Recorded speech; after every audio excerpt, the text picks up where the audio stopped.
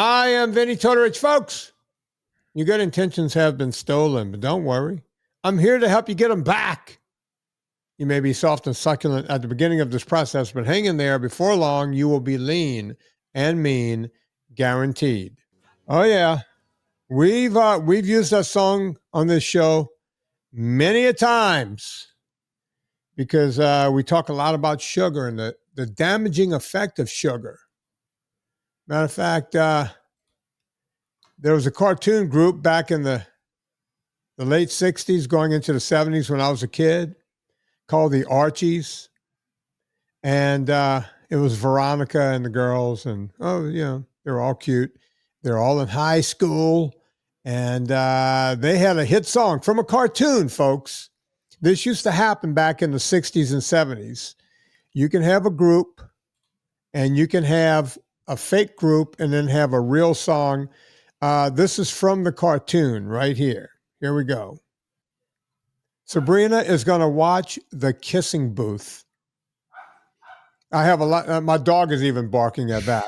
I have a lot I can say about that in just a minute. The fact that you can go to a fair, to a high school thing, they have the bake sale because they're trying to earn money for the kids so they could go to camp or buy band equipment or whatever. They would literally have something called a kissing booth where they would get the hot chick and the hot dude to stand in the booth and you could pay $1 and you get a kiss. I am not making this up. That was a thing in this world. Can you imagine now where you need a contract before you go to the prom with a girl because, you might try to kiss her or do something. We used to pay $1 for a kiss back in the day. Now, back in 1960s prices, it seems kind of high. But let's go back a little bit because Sabrina is going to man the kissing booth. Let me go back there again. By the way,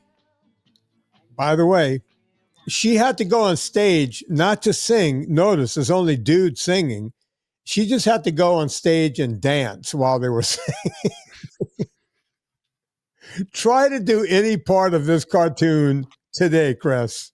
Any part of it. I dare you to try to go on. You were talking about the kissing booth, right? But isn't like a dunk tank now even off limits because it's bullying, right? Like, is that true? Is what you're saying a fact, or are you making that? I assume just given where we're at as a society that would be considered bullying now, and so you have that. But more importantly, Vinny, do you know the style of music that song is?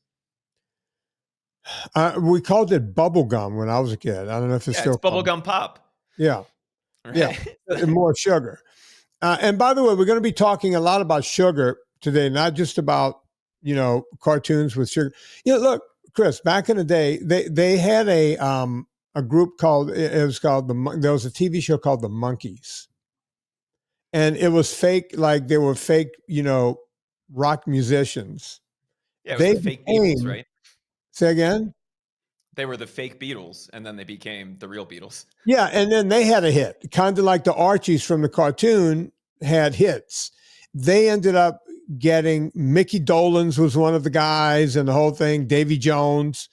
They became, I think Davy Jones was the only one that could actually sing a little bit. The rest of them had to kind of learn how to play an instrument because they had hits. And I'm sure they had like the Wrecking Crew or, Muscle Shoals musicians actually recording the stuff. But fake groups would have real hits. And that's been a thing for a long time. As a matter of fact, I think the end of that, because they lied about it, was a group. It was two really good-looking guys that won a Grammy. They were like French, but they were black guys, and they had curlers in their hair. What was it? But I want to say they were French. I used to see them working out at Gold's Gym. They were a big thing back in the day, and it turns out that they didn't really sing the song, and they had won a Grammy. And one of them ended up killing himself. I'm telling you everything except the name. I can't remember the name of the group. Milli Vanilli? Thank you, Milli Vanilli. And one of the guys was so distraught after this. They were like the biggest singing group that year. Turns out they were just put together. They couldn't sing a note, and they gave him a Grammy. That was the end of you being fake and doing a thing. Well, kind of, right? Because then you have all the lip syncing controversies and all of that, right? So, Well, is it? but it's the real artist doing it, right? They, like the real artist, like Madonna records her songs, but a 65-year-old Madonna cannot run and do cartwheels and stay on track in a song. She's huffing and puffing. I mean, she's doing a great job, but you got to have a backup track covering your ass because you can't get a. Someone told me the other one that had a couple of bubblegum pop hits. She was a dancer. She was on the original, not America's Got Talent, but the other one, American Idol? American Idol. Paula Abdul. Apparently she's back out there and she's not singing a lick. She's just dancing to her hits and pretending to be singing. So, Vinny, are you saying we shouldn't believe everything that we see? Is that where you're going with this? I may be alluding to that, Chris. But I got off track a little bit. We are talking about being lied to in this show today and being lied to in a big way. You didn't know this. I was on a long walk today. It was hot and it was long and I was walking and I was having arguments with my buddy, Don Coddington. It's the billionaire Don Coddington's Friday, 5 o'clock. And I brought you right into the middle of the argument. And one thing led to another. And Don said, Chris, what do you think about all of this eating sugar to lose weight diet? And you didn't know anything about it. I've been sitting on it for about a month, right? Because I thought it was a joke and I thought it was going to go away. But it's back again. And I'm saying it's back again because I've been in this business so long that I've seen this before. I know the story because I've been there before. And we told you, hey, you got about 2 hours. If you don't believe us, go check it out. So what have you found in the 2 hours since you and I had that conversation? Okay. So essentially, Vinny, and I think what most people are calling it is the sugar diet. Mm-hmm. Is that the terminology that you're hearing as well? It's a new version of the rice diet. Sugar fasting is another name that we may see for it. And a lot of people are comparing it to fruitarianism, which I know you've talked a good bit about in the past. Oh, one of the most, as a matter of fact, when we do a best of, when I go off this summer for a quick trip, I'll probably run that best of on a Friday because it is the most requested show we ever did. And for all the new people, should I give a quick synopsis of that show? Yeah. Okay. I can't remember the guy's name right off. Something Steen, Holstein, Finkelstein, Joel, something Steen. The way it all happened in the early days. What's his name? Arnstein. Arnstein? Yeah. What's his first name? Michael. I had known that Michael Arnstein existed because he was in the ultra world. He was an ultra runner. And because I'm very honest, he did quite well. Like he would finish in the top 8 or 10 people. Or sometimes get closer to the podium than that. He was formidable. He was a good runner. He was a very small man. He was probably 5'6", maybe weighed 130 pounds. Just a very small, very fit looking guy. And one day it was brought to my attention that he was on CNN with Sanjay Gupta, who at the time was really trying to become, it was during the Obama era. And Sanjay Gupta, his name was being bandied about to become the Surgeon General of the United States. Very, very powerful position. And Sanjay Gupta has this guy on for an interview, Michael Arnstein. And it was brought to my attention. And the chyron, do people know what a chyron is? The words The ticker. underneath, Yeah. the ticker underneath Mike, but it's just, it says, Fruitarian Michael Arnstein eats 20 pounds of fruit per day. I want to be very clear about, in a 24-hour period, he eats 20 pounds of fruit. I'm watching the interview. I almost can't pay attention to anything else that's being said because I'm going, wait a minute. I've owned a couple of horses in my life. My horses weighed somewhere between 1,400, maybe 1,300 and 1,500 pounds. Chris is running a chyron underneath it. Thank you, Chris. And my horses eat on average 17 or 18 pounds of vegetation per day.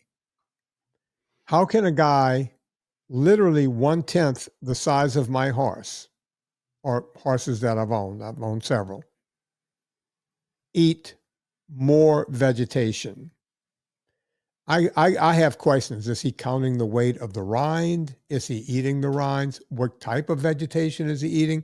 If a watermelon is 7 pounds, are we just talking about what's in it or the whole weight of the watermelon? I have questions. So we contacted Michael Arnstein and said, hey, would you like to come on the show? You know, we saw you on Gupta. And he goes, absolutely. Super nice guy. So we got him on the show. Now, Chris, as you know, I've never taken a guest on my show and tried to embarrass him. That is not what I do. I try to get to the bottom of things. I'm just looking for the truth. This show is about finding the truth, period. And Anna's as me and Anna. And by the way, Anna always keeps me on track doubly, right? Back in those days, especially. And we get Michael on. And I said, Mike, look, first question out of the gate, I told him about my horse. I told him about the 20-pound with the chyron. Maybe they got it wrong. Would you like to correct it here?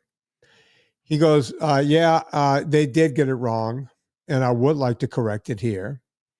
I don't eat 20 pounds of vegetation per day. I eat 50 pounds of fruit per day.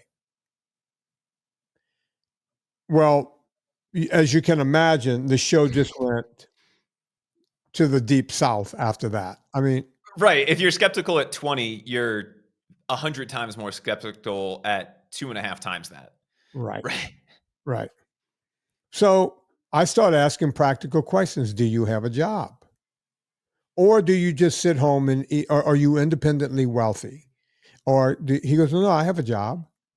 And I said, well, how do you get all that? Do you go for lunch and you just go over to like the Whole Foods and graze? I mean, what are you doing? Yeah, but I'm saying that to you. I didn't say that to him. I was being as nice as I can. It's like, I said, how are you getting the, he said, oh, I run to work every day.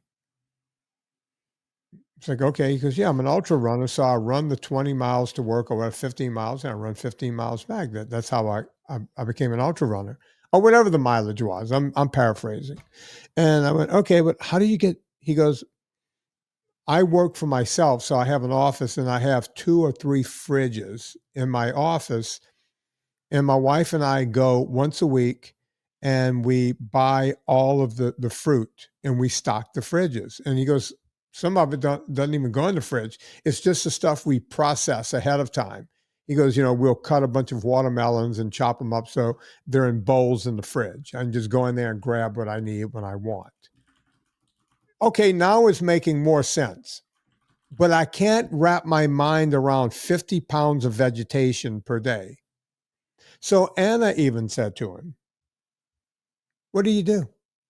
Do you count the rind like the watermelon? He goes, No, a watermelon counts as if it's 6 pounds, it's 6 pounds. And of course, I throw the rinds away. We're trying to make sense of what he does.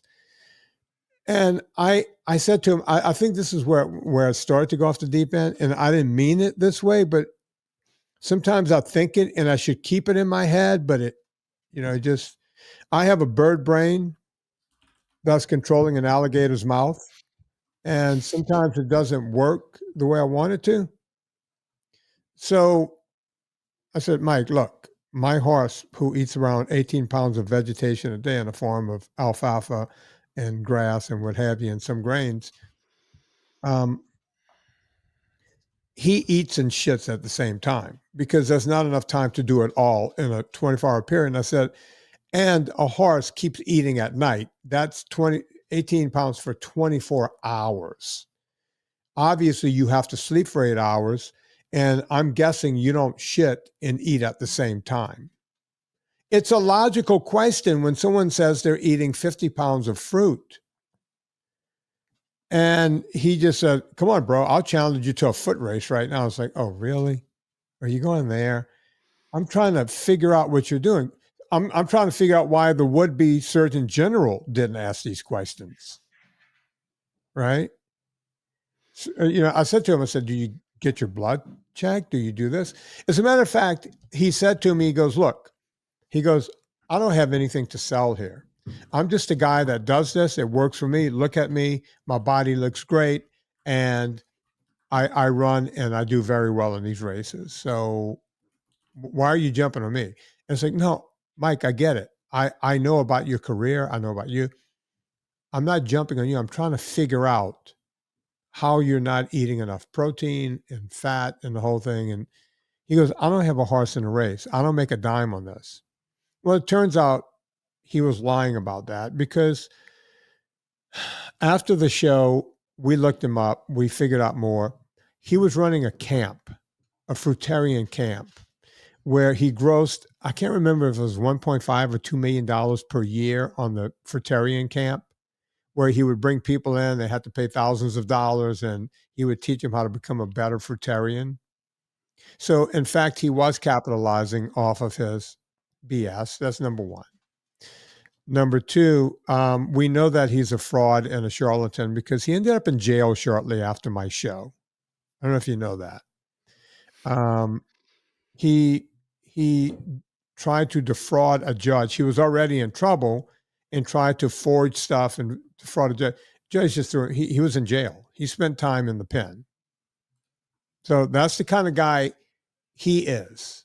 I would like to say was. I don't know what he's like now. That's who he is. Now we have more charlatans coming out doing the same thing. And the thing that's bothering me is no one else is willing to call these guys charlatans, right? They've gone after Sean Baker. They've gone after, they're saying that Sean Baker, who doesn't eat sugar, has a dad bod. Okay. I don't think Sean Baker is a dad bod kind of guy. The guy is sick. He's a little younger than me, 6 years old. He's dunking basketballs. He's lifting more weights. He's got some records on rowing machines. The guy is a beast. He's an absolute beast. But according to these jokers, he's got a dad bod. Same for Ken Berry, who I know personally, who I've had dinner with. He and his gorgeous wife. That guy doesn't have a dad bod, right? Yeah, they're not ripped up bodybuilders, but they're go on. Sean Baker has a dad face, especially when he wears the hat.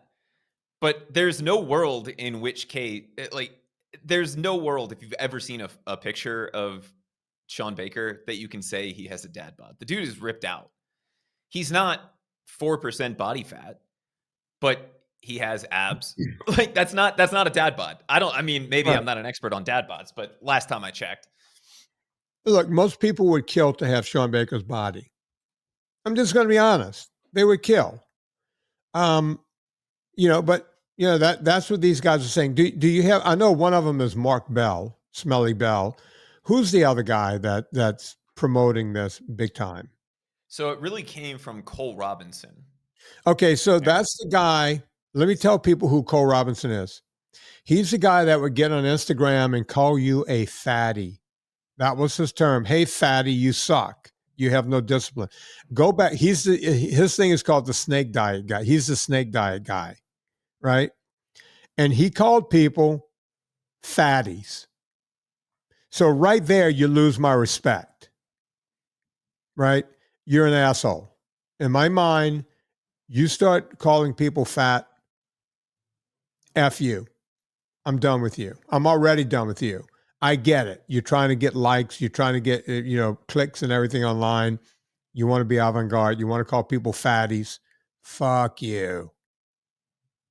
You think overweight, morbidly obese people, fat people want to hear that? You don't think they know that they have a problem? When people say, Vinnie, we need to shame these people. No. They walk around in shame. They walk around in the prison of their own body. The last thing they need is for someone to shame them. They need someone to say, hey, I'm here to help. If you want to help yourself, I'm here. You're in quicksand. I got a rope. You grab the other end. I'm going to hang on to this end as tight as I can. We're going to do this. That's what I believe. I don't believe in shaming them. But that guy he was on the eat high fat train for a long time, if I remember right. Right, Chris? Yeah, and it was basically OMAD, if I remember correctly, the snake diet.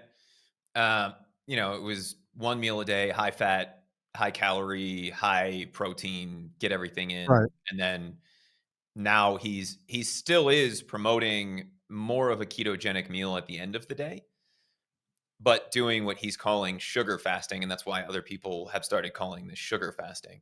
Okay, so throughout the day. all right. So just so we can be clear, what is he telling people now, folks? I'm not going to condemn this until I hear the whole thing. Yeah. Go on, Chris. So, do you want the structure, or do you want what's included, what's excluded, or a little bit of both? Let's start with what's included and excluded, because that's what's actually going into your mouth. So the biggest thing that proponents of the sugar diet or sugar fasting talk about are eating lots of fruits. So bananas, grapes, watermelons, fruitarian, honey, maple syrup, and this is where it really starts to fall off, straight up table sugar, candy, or soda. Essentially any source of pure, simple sugar that doesn't contain fat or protein in any real amount. So something like fruit smoothies, orange juice, eating sugar. So like candy bars, Oreos, that kind of stuff, out. They're just saying either straight sugar, straight honey, just eat. And is there an amount you should be eating according to these people? So according to one description I found, you can eat as much fruit juices, smoothies, candy, sugar, honey, and or maple syrup as you want. You're not supposed to eat anything that has oil, butter, nuts, or fatty meats. The only meat you should eat are extremely lean proteins, right? And what they're saying is that you're supposed to do this sugar fasting. So you eat sugar all day. Mm-hmm. You then take a break in the afternoon. And what most people are saying is from 3 to 7. And then at 7, you have lean protein and veggies. Okay. This is crazy. This is crazy. Sugar is there's no nutrition to sugar. Okay. There's no nutrients in sugar. It's a simple carbohydrate. That's it. It's carbon and it's oxygen. It's hydrogen. That's it. There's nothing to it. What it does is it spikes insulin. It causes insulin resistance. It causes type 2 diabetes. It causes ghrelin and leptin to get screwed up. It causes all of your hormones to go off in the wrong direction. It causes an increase in long chain triglycerides. It will cause you want to talk about dental problems, start eating tons of sugar, right? Anything that says you got to go brush your teeth right afterwards or you're causing dental problems should not be going into your mouth. If it's doing that in your mouth, Where else is it doing it? Right? Go on, Chris. So here's the rationale that they put out for this. Okay, I'm dying to hear this. Without dietary fat, the body has a hard time turning excess sugar into body fat. So converting carbs to fat is an inefficient process. Although de novo lipogenesis, so turning carbs into fat, does happen, it's extremely inefficient. You're not giving your body any fat, so your body won't turn those carbohydrates into fat stores. I'm not a biologist, but from my basic understanding of how that process works, that sounds completely wrong to me. Even if it's inefficient, right? It might not be as efficient, but if you're eating 500 grams of carbs a day, you're stocking that away, whether you're eating dietary fat or not, unless you're somehow burning all of that glycogen or all of that glucose. It's almost, you would have to be an ultra cyclist or runner where you wake up in the morning and you run until you go to bed, or ride a bike until you go to bed. And still, it doesn't fix the problem with your teeth and everything else. It's a problem. Period. And by the way, this is not the first time this has come around. We've had wacky diets. I remember in the 1970s, people were dying from the protein only diet. Did you know that, Chris? No, but it makes sense. They were cutting out all fats, period, all sugars, and just eating some weird just protein powder or whatever, and running into trouble and dying, right? You can't just eat protein. You need fat. You need those 2 macronutrients. You need all of the phytonutrients. You need, that's why we sell vitamins, right? That's what that's all about. You need all of the good stuff. In 1983 or 4, Chris is going to look it up. There was a book, and this is going around before this book came out. There was a book called Eat to Win by Robert Haas. And that's where the phrase of fat burns in a flame of carbohydrates came from. And don't be afraid of simple sugars, because they used to say, the lie used to be complex carbohydrates are good for you, like wheat, grains, bread, pasta, corn. Those were the good carbohydrates. But the simple carbohydrates, like sugar, simple sugars, broken down, they're bad for you. Robert Haas said, oh no, you can lose weight on both. You want both all the time. And people stopped eating fat altogether. And even cutting down on protein and eating. I'll never forget that first summer when I went to Aspen to train rich people, because rich people will do anything. Try, it's like this is before the internet, folks, 1980s. And rich people hear about something becomes in vogue, and a magazine or two writes about it, they're going to try it. And if Robert Haas, he was calling himself Dr. Robert Haas, I don't know what he was a doctor of, but Dr. Robert Haas was yelling, fat burns in a flame of carbohydrates, and everybody in Aspen was doing that. And everybody was going out to Mezzalunas and eating literally mounds of pasta. And by the way, this is 1980s prices. You would get, you get a whole plate of pasta with the special sauce, that does, it's all tomatoes. They were putting pineapple in some of these sauce. The whole thing. Capers was a big thing. Sun-dried tomatoes were a big thing. They were mixing this in with the pasta, putting very light olive oil, right? So it wouldn't stick together.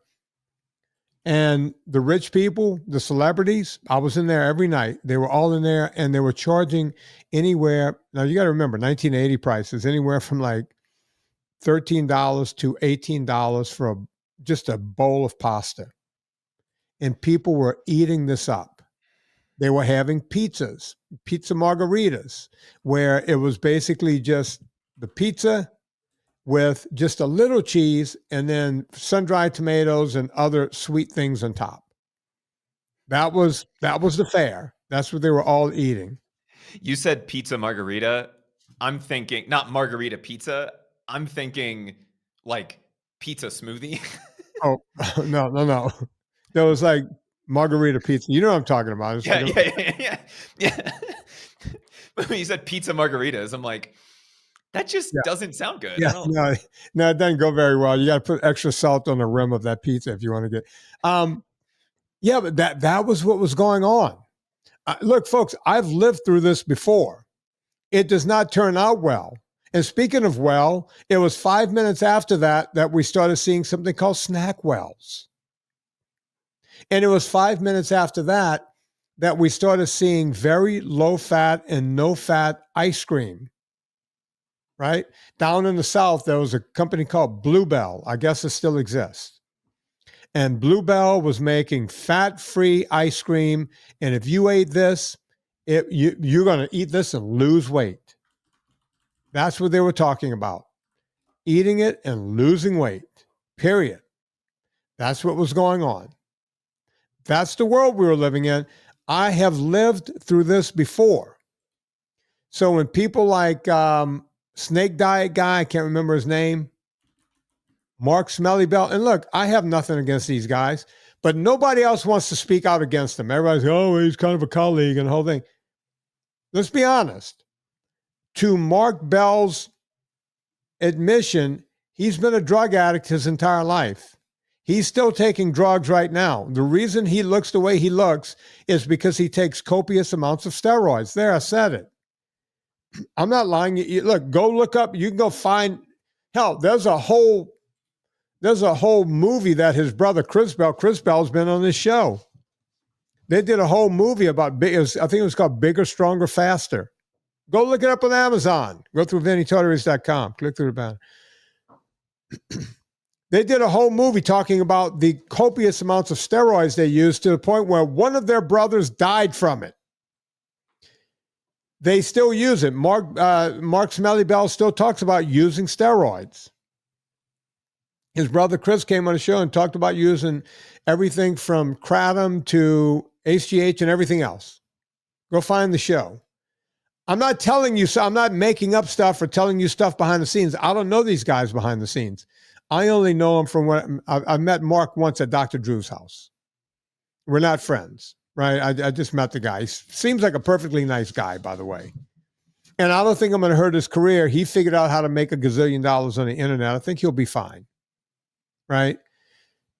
But I'm telling you, you shouldn't be listening to these people who can't figure out their own life. Sorry. That's just my feeling. And if those guys want to come after me, let them come after me. I'm here. I'm here all day. And by the way, they're welcome on the show. We could talk about this. I'll have them on the show. No problem. So it turns out, Vinnie, you may know some of the people that are pushing this. Do you know the name Durian Ryder? I know who he is because he came after me hard at the beginning. When I first started podcasting like 12, 13 years ago, he decided to, because my show got really big really fast. So he was like, oh, let me hook on to this guy and go after him. At the time, he called himself the something. It was Durian Ryder, and he was like 48 bananas or some amount of bananas, where he claimed, kind of like the Fruitarian guy, Michael Arnstein, he claimed to eat like 30 or 40 bananas a day. I'm not making that up. And he also claimed to like durian fruit. And to this day, I don't know why anyone would ever eat durian fruit. Have you ever smelled durian fruit? Once, and that was entirely too many times. It is one of the foulest substances I've ever been around. There was a guy who, when I was playing college football players do really weird things, right? So one guy, I don't know, pissed on another guy in the shower while he was walking. Vinnie, it's not college football players. It's 18 to 24-year-old dudes. Yeah, dudes Like being dudes. I just happen to be a college football player. So one of the guys, while the other guy was washing his face, started peeing on his leg. So the guy didn't do anything, not right there. But he went out and bought some Limburger cheese at the grocery store. He let it sit in his dorm room for a day or so. And then he went out to the guy's car. He got the keys from the roommate. And he spread the Limburger cheese all underneath the seats where you couldn't find it. Now, Louisiana gets pretty hot in September, October. It's 100 degrees and it's muggy and it's hot. Okay. And when that guy got in that car, he didn't know what the F, where it was coming from. Nobody knew what was going on, right? Except the ones of us who knew about the Limburger cheese. And he couldn't find where it was coming from or anything. It was just all smeared under his seats. That smells good compared to durian. Not durian rider. I'm talking about the fruit. I don't know what durian rider smells like. So yes, Depends I on do how know much that. durian he eats, I guess. He claims to love durian. The other person who I've seen promoting this, and it's a name I haven't seen in years, is Freely the Banana Girl, who was one of the early raw vegan influencers, Right. if you will. And I think she was one of the first people I remember seeing I eat what I eat in a day videos. I'm sure you've seen some of those pop along. And she was the same kind of thing. She's like, yeah, I eat 30 bananas a day, which is how she got to be Freely the Banana Girl, or those kinds of things. And what they're saying is, it's low fat, low protein, high sugar. So it's really not a big deal because you don't trigger the fat storage even with that high of a glucose load. Now, this appears to be based on the rice diet. Are you familiar with the rice diet? I am. Yes. Unfortunately, I am. So it was really popular in the late 40s, 50s, 60s, and even into the 70s. It came out of Duke, and it was low fat, high protein. The thing that people seem to be missing is that this was supposed to be like an in-hospital diet for people who needed to lose weight quickly. And it appears that the reason that it worked is that people were eating well under their BMR. So looking at the studies that are used to support this, they're the same studies that were used to support the rice diet. Right. Do you know what the calorie deficit was on the rice diet? I'm going to say they were probably negative 20%. 800 to 1200 calories a day was the total intake. Wow. So they were negative probably 65%. It's a calorie deficit of 1 to 2,000 calories, depending on the person. Yeah. And they, the people used in the studies to support the rice diet were 250 to 300 pounds, which is impressive in the 40s, 50s, and 60s. That's hard to find. Yeah. That's an easy thing to find now. Yeah. Right. The other thing is almost everybody gained all of the weight back immediately upon leaving. Right. Just going back to a standard diet, even if they were still under eating in calories, they gained all of that back. Well, look, it just goes to show you, people talk, Weight Watchers worked on that same principle, right? Big time calorie deficit. Of course, you can lose weight. But what happens whenever, and look, Ozempic, GLP-1s is going to turn out to be the same thing. Sorry. It slows down your digestion. You eat less food. It's a calorie deficit. You lose weight. And apparently you get a big cock from it now. We get Ozempic face, and now we have Ozempic penis, right? Is that's a thing?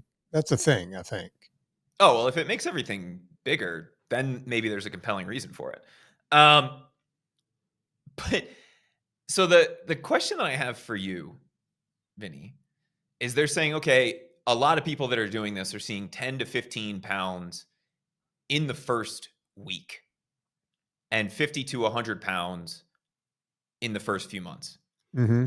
If you are 300 pounds, that doesn't sound completely unrealistic if you are under eating by 1,500 calories a day. But you're also going to lose that weight by just under eating 1,500 calories a day. Am I missing something there? And that's what happens with And we're going to use my favorite person because we were texting back and forth just yesterday, Scott King, who, when he was, I think, I might be fudging the numbers, when he was like 400-ish pounds, maybe 450, he had a stomach cut out. That causes a severe calorie deficit. Same thing, right? It's different ways to get to the same thing. And he lost a lot of weight. I think he got down to 200 or something like that. He lost a significant amount of weight and then put all of that weight back on. Plus, he went into the close to 600, if not 600. He doesn't know if he was 600 because the last time he weighed, he was like at 550 or 560, and then they couldn't find a scale to weigh him. So, but he knew he was much heavier, right? That is what happens. When most of the people I talk to in the consults, by the way, folks, if you want to consult, where is it, Chris? You go to VinnieTortorich.com and you could call, set up a phone call. People ask me about that all the time. I do that, folks. You want to talk to me, you can talk to me. And it's me. It's not Chris or someone else getting on the phone. You're talking to me. But Scott King, lost my train of thought. We're talking about, okay. He had his stomach out. Not just Scott, but most of the people I talk to is what I wanted to say. Let's say I talk to, I'm going to make up a number. Let's say I talk to 20 people a week, which is a lie. Let's say 20, just as a lie. 8, maybe 8, 9, 10 of them will tell me they have one version of the gastric bypass, either the sleeve, the Foley pouch, the complete bypass, or whatever. There's so many versions of it. The balloon. I don't think they do the balloon much anymore. None of it works. The reason they're talking to me, no one calls me on a winning streak. That's a lie. Every now and then someone calls me and tells me, thank you. I told myself I would reward myself by calling you when I lost all the weight. I do get that phone call. I wish I got it more because those are my favorite ones. But no one really calls me on a winning streak, right? They call me because they have a problem, because cutting the stomach out, because Weight Watchers, because calorie deficit did not work. Listen, I do not get paid to tell people to eat the way I tell people to eat. I don't get a dime for it. I make my living because you guys are nice enough to go, you know what? I'm going to take a multivitamin anyway. I'm going to take a magnesium. Let me just go buy the ones Vinnie makes. I'm going to drink coffee anyway. Everyone tells me Vinnie's coffee is great. Go get it, right? That's how I make a living. You guys buy my book. I keep a roof over my head. That's how I make a living. I do not make a living on this podcast. Notice, I don't have very many ads on this show. By the way, go get some Villa Capelli, promo code Vinnie. I don't do many ads because I want to get on here and give you guys the information, crack a couple of jokes, tell you a little bit about music, and hit the road, right? This is not a job for me. That's why I tell everyone when they go, hey, Vin, I want to start a podcast. How do I monetize? It's like, fuck if I know. I don't know. I don't monetize mine. I'm lying. I mean, I get a check from Lipson because of the number of downloads. I make a little money on this, but I can tell you the work that goes into it, the juice ain't worth the squeeze. I'm on here just to tell you, by the way, don't drink juice. I'm on here. I was going to say, are you promoting the sugar diet now? All that orange juice? But you understand, if it worked, I would be telling you guys to do that.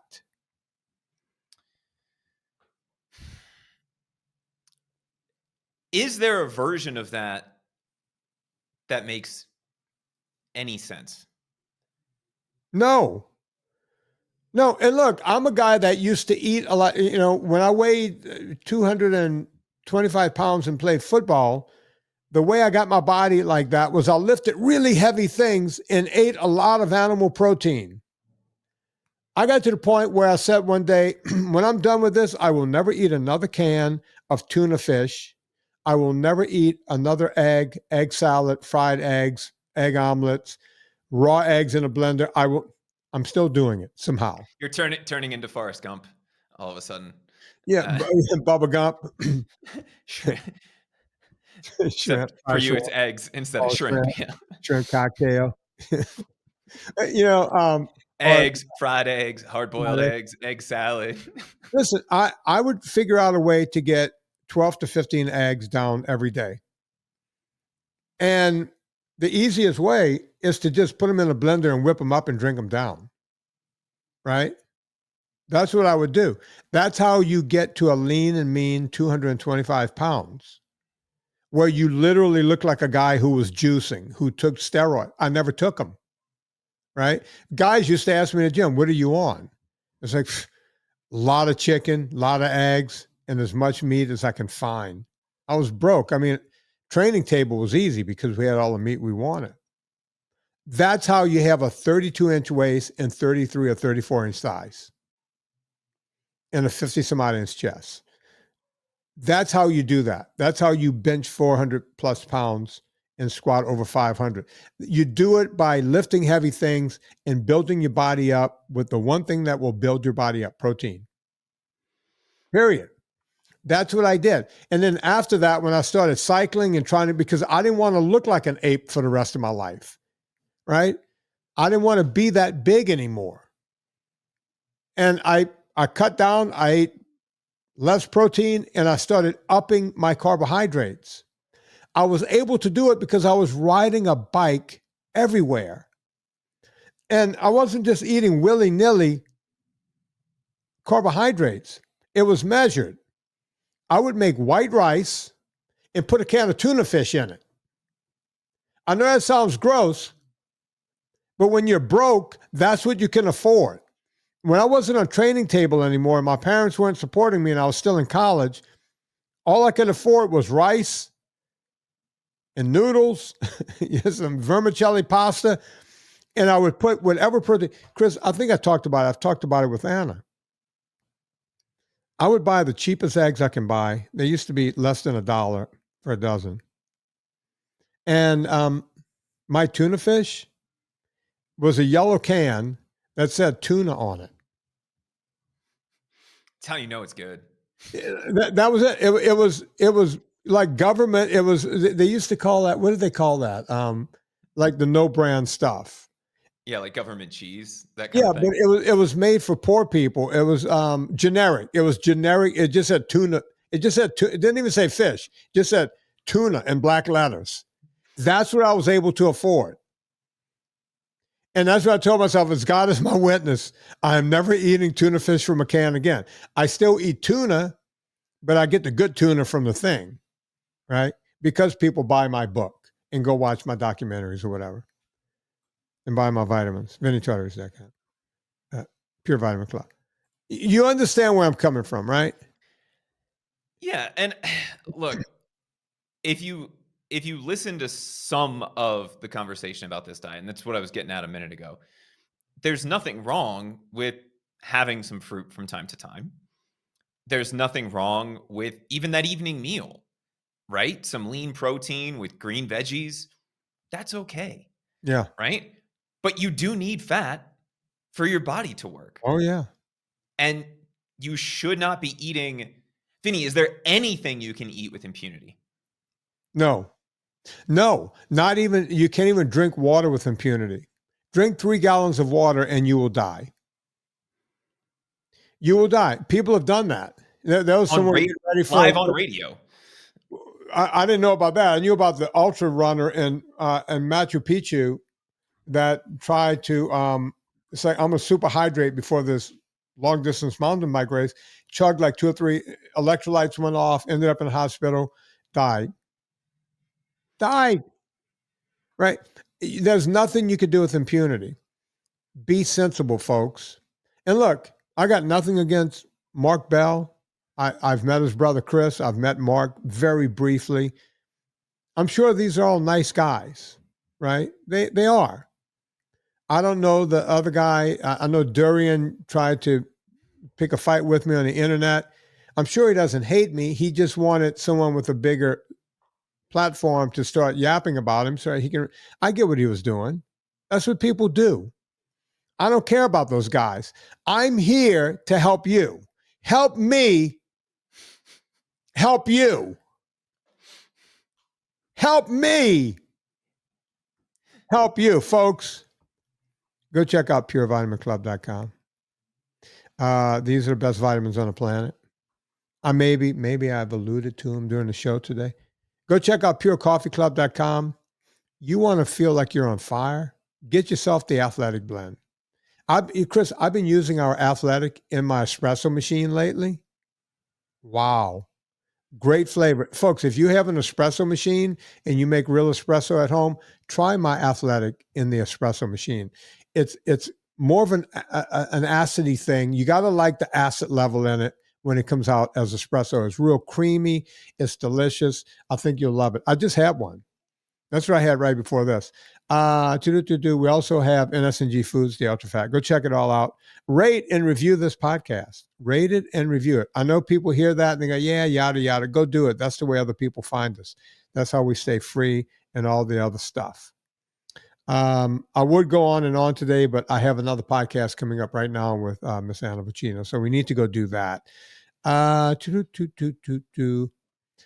behalf of Chris Shaffer, my name is Vinnie Tortorich. Put life into living and do it with, is it Sabrina and Veronica